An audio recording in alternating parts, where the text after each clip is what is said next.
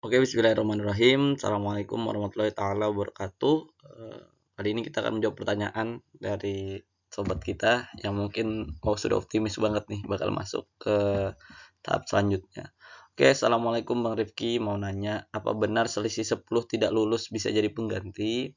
Prosedur dan informasi kalau kita jadi pengganti bagaimana ya, Bang? Jadi eh, menurutku 300 juga bisa, selisih 300, tapi agak nggak mungkin ya kalau 300 ya. Ya 10, kalau angkatan kemarin 10 kalau nggak salah, 10. Jadi gini, eh, prosedur dan informasinya. Jadi ketika habis tahapan ujian SKB ini kan nanti ada pengumuman. Pengumuman itu dikasih tahu lah siapa aja yang eh, lulus, siapa aja yang lulus. Misalkan dari ada 1.400 orang orang lah ya, simple ya. Ada 1.400 orang yang dinyatakan lulus. Nanti setelah lulus, nggak ada yang nyanggah, dikeluarkan pengumuman. Nah, pengumuman itu isinya itu eh,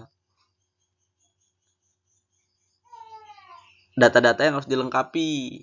Jadi ada beberapa data yang harus dilengkapi. Yang kamu lihat video sebelum ini deh, ada gambaran berkas yang dilengkapi ya. Setidaknya gambaran seperti itu. Nah, setelah 1.400 ini mengirimkan gambaran itu. Nah, itu pertanyaannya. 1.400 ini mengirimkan gambaran itu.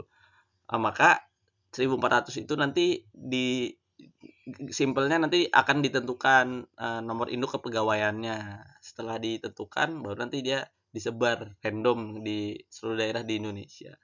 Nah, kapan 10 orang ini bisa jadi pengganti? Ketika 1.400 orang yang dinyatakan lulus, ternyata 10 orang itu dia nggak mau daftar. Aku nggak mau jadi APP ya.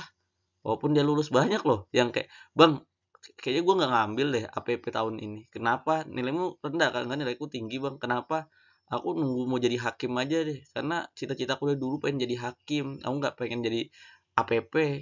Gitu. Oh, ya silahkan. Kalau aku nyuruhnya sih sholat istiqoroh aja ya.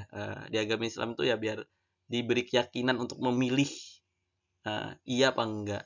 Jadi kan dari 1.400 orang ini mungkin aja ada yang nggak pengen jadi analis perkara peradilan. Nah, walaupun dia udah lulus.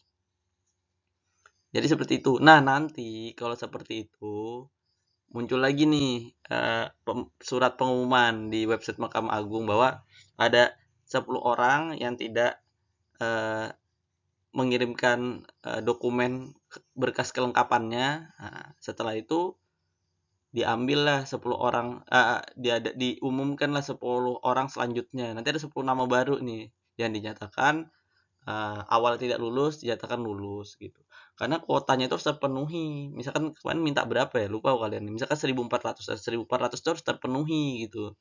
Jadi nggak 1.400 10 orang nggak mau, ya udah kita ngambil 1.390, enggak, 1.400 ya 1.400 nanti yang harus terpenuhi, seperti itu ya.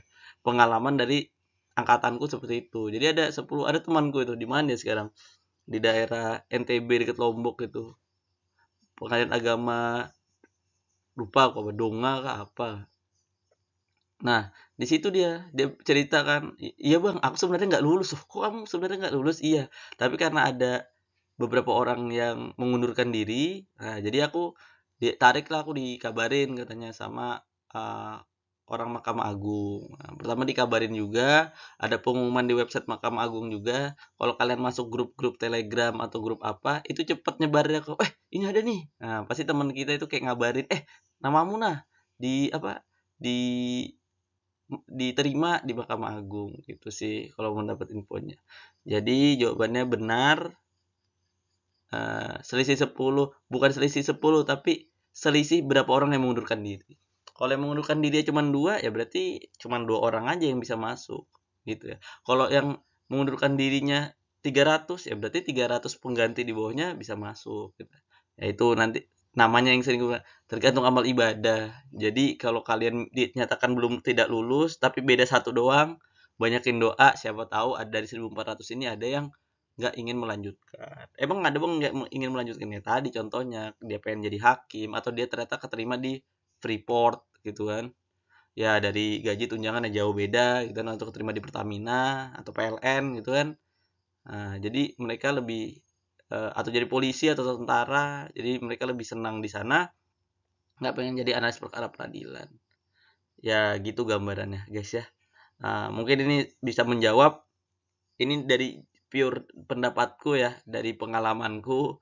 Jadi kalau ada yang kurang tepat jawabannya, silakan bantu benarkan di kolom komentar. Aku terbuka kok, nggak menyatakan, wah aku pengalaman, aku benar, enggak. Ini dari pengalamanku aja. Kalau ada salah saya minta maaf. Assalamualaikum warahmatullahi taala wabarakatuh.